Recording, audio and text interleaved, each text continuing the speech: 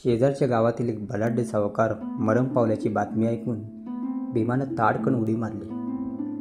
त्याला समाधानाचं भरता आलं. आनंद त्याच्या हृदयात मावेनासा झाला. त्यानं त्या गावाकडे पाहून भरकन आपली नजर आकाशात सूर्याकडेच होती. तेव्हा सूर्य मावळत होता. आकाशात पावसाळी ढगांनी गर्दी केली होती. ते नांगरून पडलेल्या जमिनीप्रमाणे ओबडधोबड दिसत होते. त्या 11-12 ढगातून मावळता प्रकाश मुंबईवर वर्षाव करत होता. वारा मंद मंद वाहत होता. त्यामुळे ते घनदाट जंगल करकरत होतं आणि त्या जंगलात बसलेली 30-50 झोपडी भेदरली होती. जुने पत्रे, चटया, फळ्या, पोती यांनी तिथं घरांचा आकार घेतला आणि त्या घरात माणसं राहत होती. दिवसभर पोटाच्या पाठी धावून दमलेली माणसं आता तिथं स्थिरावली होती. सर्वत्र चुली पेटल्या होत्या. हिरव्या झाडीतून शुभ्र धूर रेंगाळत होता. पोरं खेळत होती. एका प्रचंड चिंचेखाली भीमा विचारमग्न बसला होता. त्याच्या हृदयात भयंकर हुरूर उठली होती. त्याला त्या मेलेल्या सावकाराची ओढ लागली होती. त्याचा आत्मा कित्येक वेळा त्या गाव स्मशानात जाऊन परत त्या चिंचेखाली येत होता. भीमा पुन्हा पुन्हा त्या सूर्याकडे पाहून गावाकडे पाहत होता. त्याला आता अंधाराची गरज होती म्हणून तो चुळबुळत होता. त्याची लाडकी लेक नाबदा जवळच खेळत होती आणि बायको घरात भाकरी थापीत होती. हा भीमा अंगापिंडानं जबरा होता. तो भर पैलवानासारखा दिसे. त्याचं प्रचंड मस्तक, रुंद गर्दन, दाट भुवया, पिल्लेदार मिश्या, रुंद पण तापट चेहरा पाहताच कित्येकांना हुडहुडीच भरत असे. भीमाचा गाव दूर वारणे काठीचा होता. पण रेड्याचं बळ असूनही पोट भरत नाही म्हणून तो मुंबईला आला होता. मुंबईत येऊन त्यानं काम मिळावं म्हणून सगळी मुंबई पालथी घातली होती. पण त्याला काम मिळालं नाही. आपणाला काम मिळावं, आपण कामगार व्हावं, पगार आणावा, बायकोला पुतळ्याची माळ करावी अशी कित्येक स्वप्न पाहून भीमा निराश होऊन त्या उपनगरात जंगलात आला होता. मुंबईत सर्व काही आहे पण काम आणि निवारा या 2 गोष्टी नाहीत. यामुळे त्याला मुंबईचा राग आला होता. आणि त्या उपनगराजवळ येताच त्याला शेजारी एका डोंगरात एका खाणीत त्याला कामही मिळालं होतं. त्या जंगलात काम आणि निवारा मिळताच भीमाला आनंद झाला. तो आपलं रेड्याचं बळ घेऊन त्या डोंगराला जणू टक्करच देत होता. त्यानं टिकाव घेताच डोंगर मागं सरकत होता. त्यानं सुटकी उचलता काळे पाषाण तोंड पसरत होते. त्यामुळे कंत्राटदार त्याच्यावर खुश होता आणि भीमाही संतुष्ट होता कारण त्याला पगार मिळत होता. परंतु 6 महिन्यातच ती खाण बंद पडली आणि भीमावर बेकारीची कुऱ्हाड कोसळली. तो एके सकाळी कामावर रुजू झाला आणि लगेच त्याला समजले की आजपासून ही खाण बंद झाली. आपलं काम सुटलं ही वार्ता ऐकून भीमा भांबावला. उपासमार त्याच्यासमोर नाचू लागली. क्षणात तो विवंचनेच्या डोहात बुडाला. उद्या काय हा प्रश्न तो स्वतःला विचारू लागला. अंगातील कापडं काकेत दाबून भीमा घरी निघाला. तो एका ओढ्यावर थांबला. त्यानं तिथं आंघोळ केली आणि उद्विग्न मनस्थितीत तो घराकडे फिरला. तो त्याची नजर एका राखेच्या ढिगाऱ्यावर स्थिरावली. ती राख मड्याची होती. जळकी हाडं सर्वत्र पसरली होती. त्या मानवी हाडांच्या जळक्या घोळक्या पाहून भीमा अधिकच गंभीर झाला. एखादं बेकार असेल बिचारा, कंटाळूनच मेला असेल, सुटला असेल एकदाच असं मनाला सांगू लागला. आपण असंच मरणार. 2 दिवसात उपासमार सुरू. मग नाबदा रडत बसेल, बायको मलूल होईल आणि आपण काहीच करू शकणार नाही. इतक्यात त्या राखेच्या ढिगाऱ्यावर काहीतरी चमकलं. तसा भीमा पुढे आला त्याने वाकून निरखून पाहिलं. तिथं 1 तोळ्याची सोन्याची अंगठी होती. ती पटकन उचलून भीमानं करकरून मूठ दाबली. त्याला आनंद झाला. 1 तोळा सोनं आणि तेही मड्याच्या राखेत, याचा त्याला हर्ष झाला. मड्याच्या राखेत सोनं असतं याचा त्याला नवा शोध लागला. जगण्याचा नवा मार्ग सापडला. आणि दुसऱ्या दिवसापासून भीमा त्या प्रदेशात सर्वत्र हिंडू लागला. नदी नाल्यातील मसनोटे तुडवू लागला. प्रेताची राख जमून तो चाळणीनं चाळू लागला आणि रोज त्या राखेतून सोन्याचे कण काढू लागला. बाळी, मुदी, नथ, पुतळी, वाळा असे काही ना काही घेऊन रोज येऊ लागला. भीमाचा हा नवा उद्योग जोरात सुरू होता. तो निर्भय होऊन राख चाळीत होता. अग्नीच्या दाबानं प्रेताच्या अंगावरील सोनं वितळून त्याच्या हाडात जातं याचा त्यानं ठाव घेतला. जळकी हाडं वेचून तो त्यातून सोन्याचे कण काढे. कवट्या फोडी, मनगटुकुटी, पण सोनं मिळवी. संध्याकाळी तो कुर्ल्याला जाऊन ते सोनं विकून रोख रक्कम मोजून घेई आणि घरी येतेवेळी नागदासाठी खजूर घेई. त्याचा तो धंदा अखंड चालला होता. भीमा प्रेताची राख चाळून जगत होता. त्यामुळे जगणं आणि मरणं यातील अंतरच त्याला कळेनासे झाले होते. ज्याच्या राखीत सोनं असेल ती राख श्रीमंताची आणि सोनं नसेल ती राख गरिबाची, अशी त्याची ठाम समजूत झाली होती. मरावं तर श्रीमंताने आणि जगावं तर श्रीमंतानं गरिबाला मारू नये, असा त्याचा दावा होता. अवमानित पामराला जगण्याचा आणि मरण्याचा मुळीच अधिकार नाही, असं तो शेजाऱ्यांना दरडावून सांगत असे. जो मरतेसमी तोळाभर सोनं दाढेत घेऊन मरतो तो भाग्यवान असतो, असं त्याचं मत होतं. बेकारीच्या उग्रतेनं त्याला उग्र केलं होतं. तो रात्रंदिवस मसनवटीत धुंडाळीत होता. मडं हे त्याच्या जीवनाचं साधन झालं होतं. त्याचं जीवन मड्याशी एकरूप झालं होतं. त्याच दरम्यान त्या भागात अनेक चमत्कार घडत होते. पुरलेली मडी बाहेर पडत होती. एका सावकाराच्या तरुण सुनेचं प्रेत स्मशानातून नदीवर येऊन पडले होते आणि त्या प्रकारामुळे कित्येक लोक भयभीत झाले होते. अलीकडे मडी नदीपर्यंत कशी जातात त्याचं त्यांना नवल वाटत होतं. कुणीतरी प्रेत उकरून काढीत असावा असा संशय येऊन पोलीस खातं पाळतीवर होतं. पण मड्यावर पाळत करणं तितकंसं सोपं नसतं. सूर्य मावळला. सर्वत्र अंधार पसरला. भीमाच्या बायकोने भीमाला जेवण वाढलं. तेव्हा तो गंभीर होऊन जेवू लागला.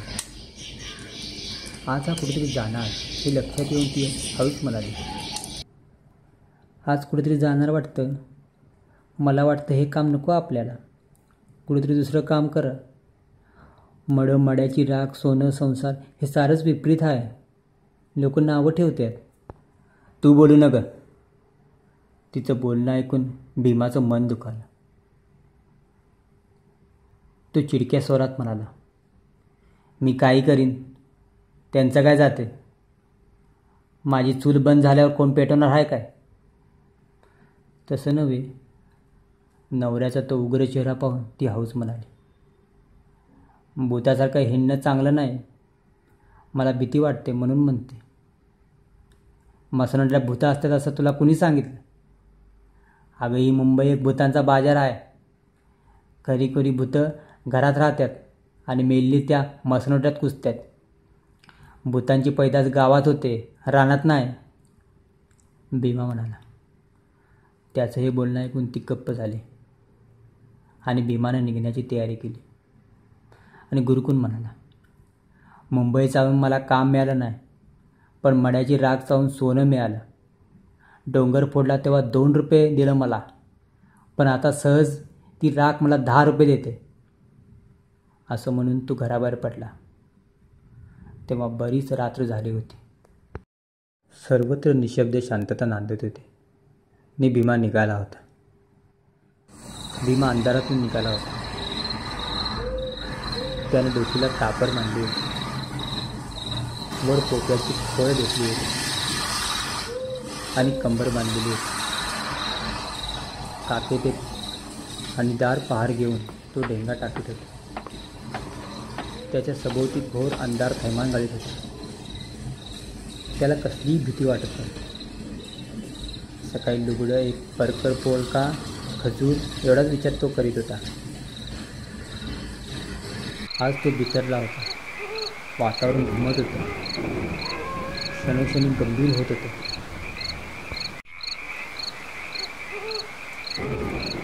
म्हणतोच एखादं कोल्ह्याचं टोळकं हुक्की देऊन पळत होतं. एखादा साप सळसळत वाट सोडून जातो.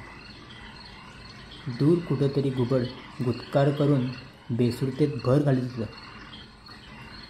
त्या निर्जन जंगलात सर्वत्र ओसाड दिसत होतं. कानोसा घेत भीमा गावाच्या जवळ आला. त्यानं खाली बसून दूर पाहिलं. गावात सामसूम झाली होती. अधूनमधून कोणीतरी खाकरत होतं. एखादा दिवा डोळे मिचकावीत होता. परिस्थिती अनुकूल आहे असं पाहून भीमाला आनंद झाला आणि तो चटकन स्मशानात फिरून आजचा सावकाराची नवी गोर शोधू लागला. फुटकी गाडगी, मोडक्या किरड्या बाजूला सारीत या गोरीवरून त्या गोरीवर उड्या मारू लागला. प्रत्येक ढेपणीपाशी जाऊन कडी उडून पाहू लागला. एका रांगेनं तो नीर काढीत निघाला होता. आकाशात ढगांनी गर्दी केली होती. त्यामुळे अंधार अधिकच झाला होता. पण एकाएकी वीज उठली आहे. ती ढगांच्या कप्प्यात नाचत होती. पाऊस पडण्याचा संभव आणला होता. त्यामुळे भीमा घाबरलेला होता. पाऊस पडला की नवी गोर सापडणार नाही याची त्याला चिंता पडली होती. म्हणून तो चपळाई करत होता. त्याला घाम फुटला होता आणि तो भान हरपला होता. मध्यरात्रीपर्यंत त्यानं सारं स्मशान चाळलं. या टोकापासून त्या टोकाला तो जाऊन पोचला आणि भयचकित होईन मटकन बसला.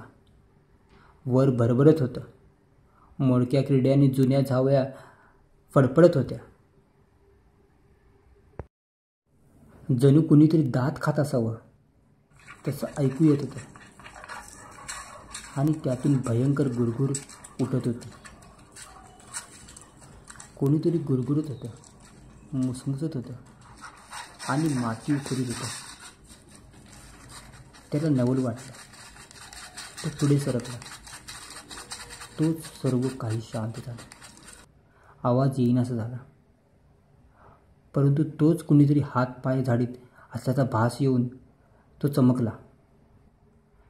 कटकन जागीच थांबला. विद्युत गतीनं भीती त्याच्या देहातून सरकून मस्तकाकडे धावली. आयुष्यात आजच तो प्रथम भयभीत झाला. परंतु दुसऱ्या क्षणी त्यानं स्वतःला सावरलं. खरा प्रकार त्याच्या लक्षात आला आणि तो स्वतःच खजील झाला. कारण जवळच ती नवी गोर होती आणि 10-15 कुली जमून तिला चौफेर उकरीत होती. त्यांना मेलेल्या माणसाचा वास लागला होता. गोरीवरचे दगड तसेच ठेवून दुरूनच त्यांनी घरी पाडायला आरंभ केला होता. आजूबाजूनं गोर उद्ध्वस्त करण्याचं काम ती करीत होती. परंतु पुन्हा त्यांच्यातही भयंकर स्पर्धा निर्माण झाली होती. प्रथम मड्याजवळ कोण जाणार या ईर्षेने ती एकमेकांवर गुरगुरत होती. पुन्हा नाकानं वास घेत होती आणि प्रेताचा वास येताच ती सर्व शक्ती एकवटून माती ओढत होती. हा प्रकार लक्षात येताच भीमा चितला. त्यानं एक प्रचंड झेप घेतली आणि तो झपकन त्या गोरीवर जाऊन बसला. लगेच गोरीवरचे दगड उचलून त्याने कोल्ह्यांच्या टोळीवर हल्ला चढवला. अचानक झालेल्या त्या भडीमारानं कोल्ही चमकली आणि मुरून बसली. तसा भीमाला चेव आला. कोल्ह्यांच्या आधी आपणच गोरू करायची असं ठरवून तो गोरीवरची माती काढू लागला. आणि त्याचवेळी कोल्ह्याने भीमाला पाहिलं. एक कोल्हा पिसाटून भीमावर धावला. क्षणात भीमाचा लचका तोडून तो पुढे पळाला. अंगावरचं पोट झटकून त्याने हातातील पहार सरळ धरली. तो कोल्हा पुन्हा भीमावर धावून आला आणि त्याच्याची झुंज घ्यायला तयार झाला. कोल्हा पुढे येताच त्यानं दणका दिला. झपाट्यानं कोल्हा गारद झाला. बाजूला पडून त्यानं पाय खोडून प्राण सोडला आणि रणधुमाळी सुरू झाली. पुन्हा भीमा गोर फिरू लागला आणि मग सर्व कोल्ही त्याच्यावर तुटून पडले. भयंकर युद्धाला आरंभ झाला. भीमाने नेहमी गोर करून भीमाने अर्धे उघडे केले होते, पण कोल्ह्यांच्या हल्ल्यापुढे तो भांबावून गेला आणि हातात पहार घेऊन त्यानेही प्रतिकाराला सुरुवात केली होती. चारी बाजूने कोल्हे त्याच्यावर धावत होते. जिकडून कोल्हे येईल तिकडे तो दणका मारित होता. कोल्हे तिरपडून पडत होते आणि अचानक लचका तोडून पळत होते. गावाच्या शेजारी हे अभूतपूर्व युद्ध पेटलं होतं. कुंतीपुत्र भीमाचं नाव धारण करणारा तो आधुनिक भीम कोल्ह्यांशी लढत होता. उद्याच्या अन्नासाठी, मड्यासाठी आपली सर्व शक्ती पणाला लावून लढत होता. पशु आणि मानव यांच्या मृतदेहासाठी दारुण रण पेटलं होतं. सृष्टी निद्रा घेत होती. मुंबई विश्रांती घेत होती. तो गाव निश्चित पडला होता. त्या स्मशानात सोन्यासाठी आणि मड्यासाठी झटापटीला जोर चढला होता. भीमा प्रहार करून कोल्ह्यांना पाडीत होता. कोल्ही त्याचा मार चुकून त्याचा लचका तोडीत होती किंवा त्याच्या मारानं घाया होऊन किंचाळत होती. भीमा लचका तुटताच विवळत होता, शिव्या देत होता. शिव्या, मार, गुरगुरण्या, किंचाळण्या यामुळे ते स्मशान थरारले होते. कितीतरी उशिरानं कोल्ह्यांचा हल्ला थांबला. अंधारात डबा भरून ती सर्व कोल्ही विश्रांती घेऊ लागली आणि तो अवसर मिळताच भीमानं त्या गोडीतील ते प्रेत काढून मोकळं केलं. तोंडावरचा घाम पुसून टाकला. तो त्या गोडीत उतरला. तोच पुन्हा कोल्हीत तुटून पडला आणि पुन्हा हाणामारीला सुरुवात झाली. परंतु भीमाच्या प्रचंड शक्तीपुढे अखेर कोल्ही पराभूत झाले. त्यांनी आपला पराजय कबूल केला आणि लगेच भीमानं त्या प्रेताच्या काखेत हात घालून जोरात ते प्रेत उपसून वर काढलं. मग काडी ओढून प्रेताची पाहणी केली. दडदडीत ताटलेलं ते मडं त्याच्यापुढे त्या गोरीत उभं होतं. त्याने चपाई करून त्या प्रेताचा हात चापचूपून पाहिला. एक अंगठी सापडली. कानात मुदी होती. ती भीमानं ओरबडून काढली. नंतर त्याला आठवण झाली की प्रेताच्या तोंडात नक्की सोनं असणार. त्यानं त्याच्या तोंडात बोटं घातले, पण प्रेताची दातखिळी घट्ट बसली होती. क्षणात त्याने आपली पहार प्रेताच्या जबड्यात घालून त्याची बचाई उचकटली. एका बाजूनं ती पहार जबड्यात घालून दुसऱ्या बाजूनं त्याने आपली बोटं त्या प्रेताच्या तोंडात घातली आणि त्याचवेळी दबा धरून बसलेल्या कोल्ह्यांनी कोल्हेकुई केली. सर्वांनी हुकी देऊन पळ काढला, पण त्यांच्या ओरडीनं गावातील कुत्री जागी झाली आणि कुत्र्यांनी गाव जागा केला. अरे कोल्ह्याने प्रेत खाल्लं चला, असं कुणीतरी ओरडलं आणि भीमा घाबरला. त्यानं प्रेताच्या तोंडातून एक अंगठी काढून खिशात टाकली. घाईघाईनं पुन्हा डाव्या हाताची बोटं प्रेताच्या दाढेत घालून सर्व कोपरे चापचपून पाहिले आणि बोटं काढून नंतर पहार काढण्याऐवजी प्रथम त्यानं पहारच काढली. घटकन त्याची 2 बोटं प्रेताच्या दातात अडकली. अडकीत त्यात सुपारी सापडावी तशी सापडली. भयंकर कळ त्याच्या अंगात वळवली आणि त्याचवेळी गावाकडून कंदील घेऊन माणसं येत असलेली दिसली. तसा भीमा भयभीत झाला. त्यानं बोटं काढण्याची शिकस्त केली. त्याला प्रेताचा राग आला. त्याच्याकडे येणारी माणसं पाहून तो अधिकच चिडला. त्याने हातातील लोखंड प्रेताच्या टाळूवर जोरात मारले आणि त्या दणक्याने त्याची बोटं अधिकच अडकली. प्रेताचे दात पोटात रुतले. त्याच्या अंगात मुंग्या उठल्या. हेच खरं भूत आपणाला पकडून देणार. लोक येऊन प्रेतासाठी मला ठार मारतील, नाहीतर मारून मारून पोलिसांच्या हवाले करतील असं वाटून भीमा आगतिक झाला. वैतागला, निर्बाण झाला. सर्व शक्ती एकवटून तो प्रेतावर प्रहार करू लागला. बडव्या, सोड मला, तो जोरानं ओरडला. गावकरी जवळ होते. भीमा अडकला होता. मग त्यानं विचार केला आणि नंतर पहार त्या प्रेताच्या जबड्यात घातली आणि मग हळूच बोटं ओढून काढली. तेव्हा ती कातरली गेली होती. फक्त चांबडीला चिकटून लोंबत होती. ती तशीच मुठीत घेऊन त्यानं पळ काढला. भयंकर कळ अंगात घेऊन तो पळत होता. तो घरी आला तेव्हा त्याला भयंकर ताप भरला होता. त्याची स्थिती पाहून घरात रडारड सुरू झाली. त्याच दिवशी डॉक्टरांनी भीमाची 2 बोटं कापून काढली आणि त्याच दिवशी खाणीचं काम पुन्हा सुरू झाल्याची बातमी आली. ती ऐकून हत्तीसारखा भीमा लहान मुलाप्रमाणे रडू लागला. कारण डोंगर फोडणारी ती 2 बोटं तो स्मशानातील सोन्यासाठी गमावून बसला होता.